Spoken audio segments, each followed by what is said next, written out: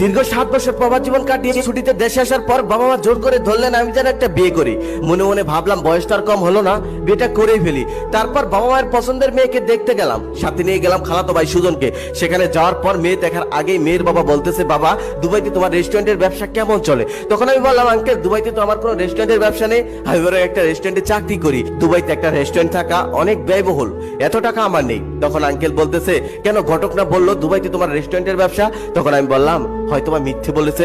তখন সে রেগে গিয়ে বলল, প্রবাসী কামলা হয়ে আমার মেয়েকে বিয়ে করতে আসছিস? সামান্য কিছু টাকা ইনকাম করে কি মনে করিস নিজেকে? আর ঘটকের সামনে পেলে তো মেরেই ফেলবো। তারপর আমি সেখান থেকে চলে আসলাম। বাড়িতে আসার সাথে সাথে মা আমাকে বলল, বাবা মেয়ে কি পছন্দ হয়েছে? তখন খালাতো ভাই সুজন পাশ থেকে হাসতে হাসতে বলতেছে, মেয়ে পছন্দ হবে কি, মেয়ে তো দেখতেই দেয়নি। মেয়ের বাবা প্রবাসী কামলার কাছে তার মেয়েকে বিয়ে দিবে না, অপমান করে তাড়িয়ে দিয়েছে। তখন খালা পাশ থেকে বলতেছে, পরের বার মেয়ে দেখতে হলে আমার ছেলেকে নিয়ে যাস না। আমি চাই না আমার ভার্সিটিতে পড়ুয়া ছেলে তোর সাথে গিয়ে অপমানিত হোক। আমি মাথা নিচু করে ঘরে চলে গেলাম। তার 2 দিন পর বাবা মা আরেকটি মেয়ে দেখলো, নিম্নবিত্ত ঘরের। সেই মেয়েকে দেখতে গেলাম, সেই মেয়ের বাবা মা আমাকে পছন্দ করলো, আমারও মেয়ে পছন্দ হলো। তবে আসার আগ মুহূর্তে মেয়েটা আমাকে বলতেছে, আমি আপনার সাথে 2 মিনিট কথা বলতে চাই। আমিও রাজি হলাম। তারপর সে আমাকে তার ঘরে নিয়ে গেল, দরজা বন্ধ করলো আর বলতেছে, নিজেকে কি মনে করেন? 2 পয়সা ইনকাম করে নিজেকে যা ইচ্ছা তাই মনে করেন?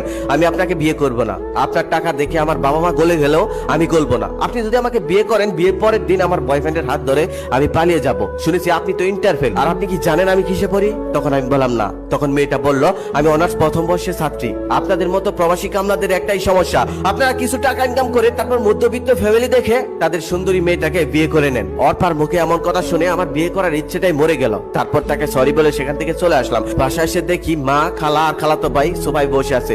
আসার সাথে সাথে মা আমাকে জিজ্ঞেস করতেছে, বাবা মেয়ে কি পছন্দ হয়েছে? তখন আমি বললাম, শুধু আমার পছন্দ হলেই তো হবে না, মেয়েরও তো পছন্দ আছে। ওই মেয়ে প্রবাসী ছেলেকে বিয়ে করবে না। তখন খালাতো ভাই হাসতে হাসতে বলল, ভাইয়া তোমার আর বিয়ে হবে না, তুমি বরং বিয়ে করার আশা ছেড়েই দাও। খালা তখন বলতেছে, ঠিকই তো বলেছে, আমার ছেলের মতো যদি লেখাপড়া করতি তাহলে তো এমনটা হতো না। বিদেশে গিয়ে থালা বাসন ধুলে কি কোনো মেয়ে বিয়ে করতে চাইবে? আমি সচরাচর বড়দের মুখের সামনে কথা বলি না, তবে সেদিন আর চুপ থাকতে পারলাম না, রাগে বলেই ফেললাম, খালা শোনেন, আপনি যখন হসপিটালে হার্ট ব্লক হয়ে পড়েছিলেন, 2 লক্ষ টাকার জন্য অপারেশন করতে পারছিলেন না, তখন এই প্রবাসী কামলায় প্লেট ধুয়ে তারপর আপনাকে 2 লক্ষ টাকা দিয়ে অপারেশন করিয়েছিল। আপনার ছেলের আইফোনের শখ ছিল, এই প্রবাসী কামলায় প্লেট বাসন ধুয়ে আপনার ছেলেকে আইফোনের শখটা পূরণ করেছিল। তখন খালাতো ভাই রেগে গিয়ে বলল, সামান্য 2 লক্ষ টাকা আর একটা আইফোনের জন্য আজকে আমার মাকে অপমান করলে?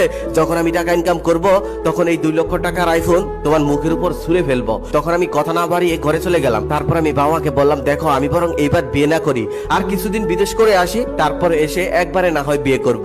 বাবা মাও রাজি হলো। তারপর আমি প্রবাসে চলে গেলাম। আবারও দীর্ঘ 4 বছর প্রবাস জীবন কাটিয়ে